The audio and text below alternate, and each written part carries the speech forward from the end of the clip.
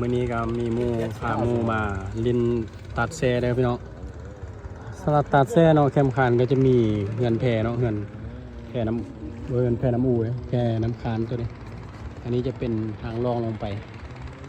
เราจะลองลงไปประมาณ10 นาทีทุกคนบางทีก็บ่ฮอดเนาะถ้าไว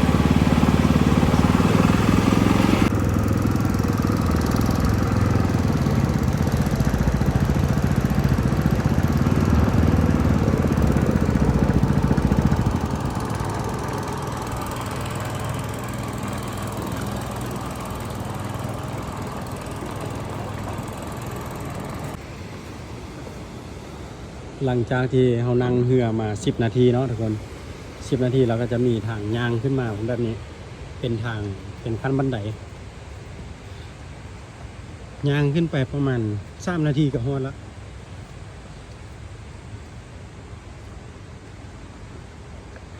แต่ว่าฝากปีบนี้บ่แน่ใจว่าซื้ออีกหรือบ่เนาะแต่ว่าเราซื้ออ๋อเมื่อกี้มันซื้ออัน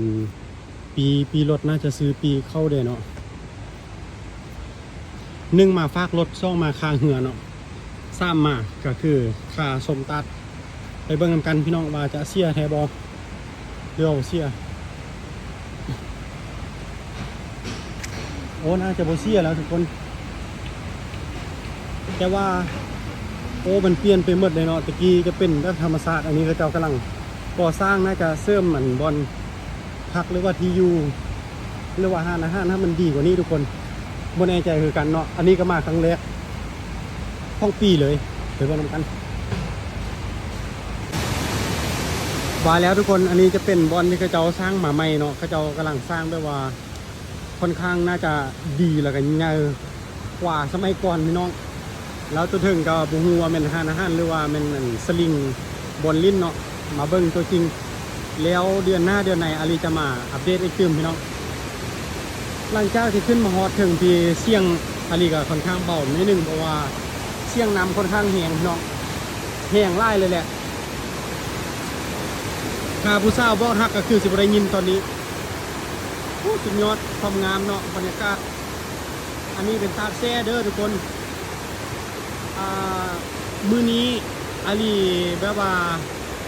แนะนำหมู่มาเพราะว่าเขาเจ้าเคยไปแต่ตาดกองซีพี่น้องก็คือคนจีนเนาะคนนึงอยู่เป็นคนจีนแต่ว่าอยู่อเมริกาแล้วคนนึงก็อยู่ไต้หวันเนาะทุกคนวันนี้เนาะเป็นครั้งแรกเขาเจ้ามาเนาะแต่เบิ่งกันพี่น้องบรรยากาศอยู่ถึงจะงามทำได้เนาะบนนี้ก็จะเป็นสถานที่อาบน้ำลิ้นน้ำเนาะโอ้ว้าว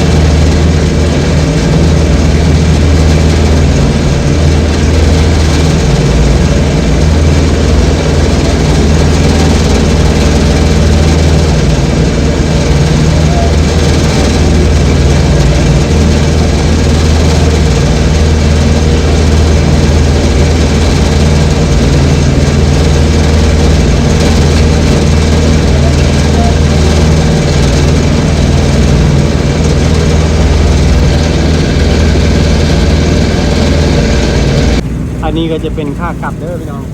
ค่ากลับกระนังเหือคือเก่าเนาะมีบริการแบบว่าเจ้านั่งท่าเลย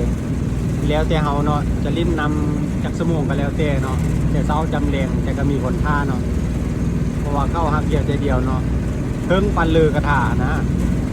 ตอนนี้ใกล้จีฮอนบอลจอดรถจอดเหือเมื่อกี้แล้ว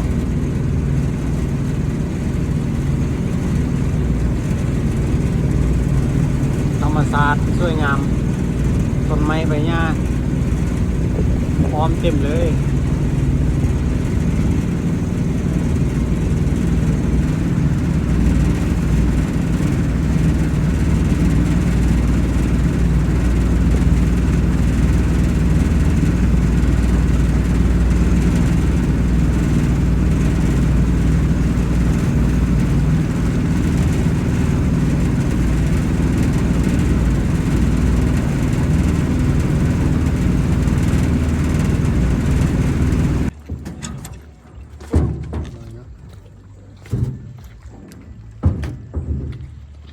ขอบใจไล่เด้อกลับก่อน เรามาเราแคบมา เจ้าขอบใจ